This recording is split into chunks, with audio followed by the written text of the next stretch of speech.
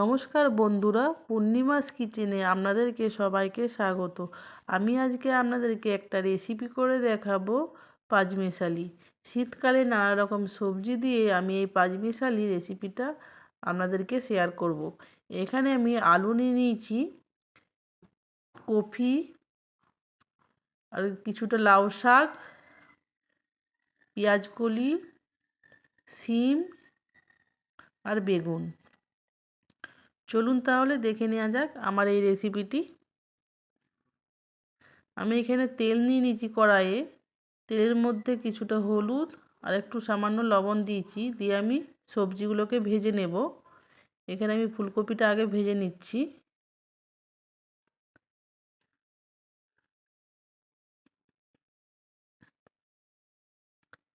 ফুলকপিটা সামান্য ভাজা হয়ে গেলে এখানে আমি আলু দিয়ে দেব।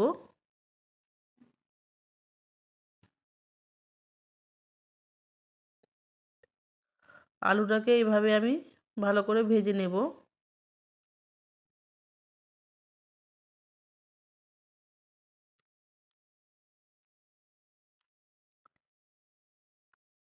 তারপরে আমি শিম দিয়ে দিলাম। এইভাবে আমি সব সবজিগুলোকে ভালো করে ভেজে নেব।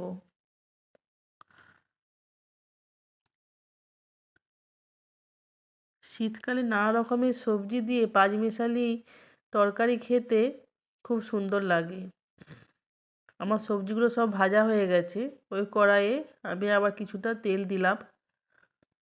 তেলের মধ্যে পাঁচফোড়ন দিলাম।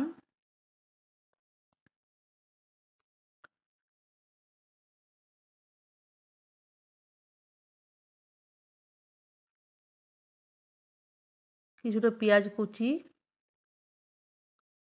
পেঁয়াজটাকে একটু ভালো করে ভেজে নেব। পেঁয়াজটা ভাজা হয়ে গেলে এখানে আমি রসুন দিয়ে দেব।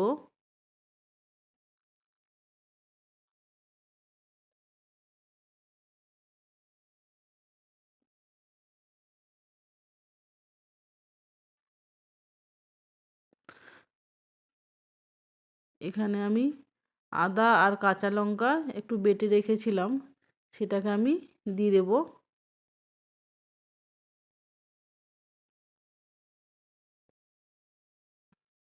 এটাকে ভালো করে ভেজে এখানে আমি একটা টমেটো দিয়ে দেব।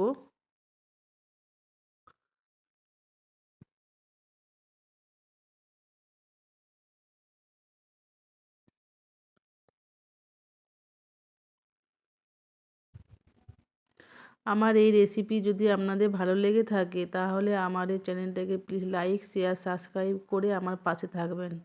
আর এখানে আমি জিরে গুঁড়ো, ধনে গুঁড়ো, হলুদ, স্বাদ মতো লবণ দিয়ে দিলাম। সামান্য জলে এটাকে আমি গুলে রেখেছিলাম, সেটাকে আমি দিয়ে দিলাম। এবার মশলাটাকে আমি ভালো করে কষে নেব।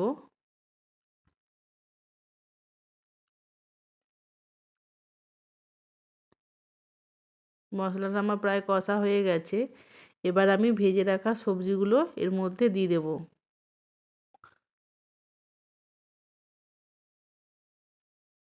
এই সবজিগুলো ভালো করে নাড়াচাড়া করে মশলার সঙ্গে মিশিয়ে নেব।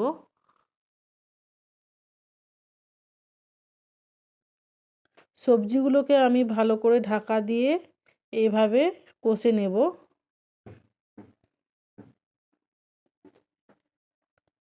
এবার আমি কেটে রাখা পেঁয়াজ কলিগুলো এর মধ্যে দিয়ে দেব।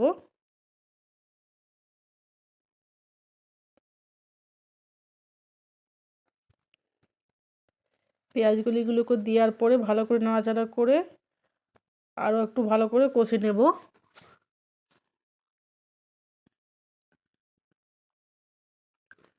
তারপরে কেটে রাখা লাউ শাকটা আমি এর মধ্যে দিয়ে দিলাম।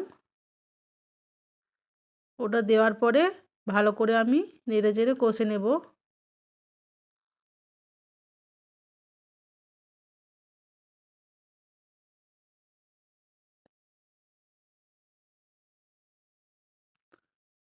ঢাকা দিয়ে অল্প অল্প করে ভালো করে কষে নেব।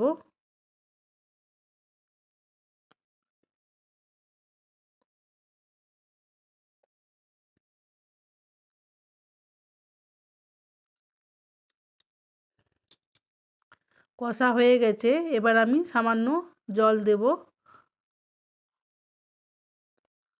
জল দেওয়ার পরে ঢাকা দিয়ে আমি সবজিগুলোকে একটু সিদ্ধ হতে দেব।